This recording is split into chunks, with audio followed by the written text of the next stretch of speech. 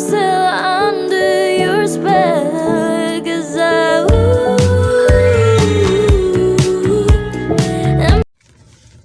Hi guys, so now we have a book review about Tuko and the Birds, a tale from the Philippines.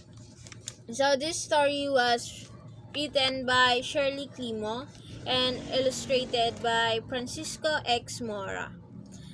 And it was originally published in April 29, 2008.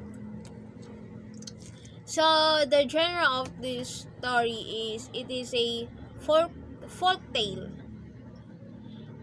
It is a old fable in the Philippines, and the language used for writing this story is English. So it was a story about a noisy gecko who decided to stay in a small village in the Luzon part of the Philippines. And so in this small village where birds song filled the air, there was a gecko who repeatedly shouted his name that caused sleep deprivation to the people in the village and to the birds that sing in that village. Toko and the birds and the haribon uh, characteristics that we could also relate in real life. That we could also relate in real life. Tuko shows the characteristic of inner real life of someone which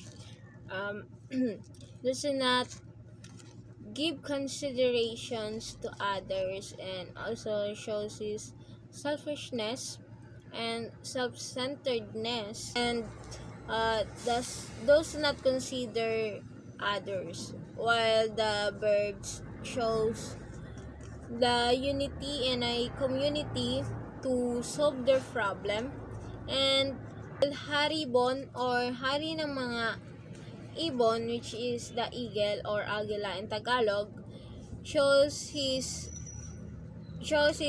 leadership by leading the birds, and also his intelligent by doing things and solving the problem by creating ideas to trick the gecko to leave their house. So the story shows us and teach us that whenever we go, we should consider others in our action that we make to uh, to maintain the peace and prosperity of the place that we go, and also to not create any conflicts between the members of that community or the people in that community. That's all, and thank you for watching. Bye guys.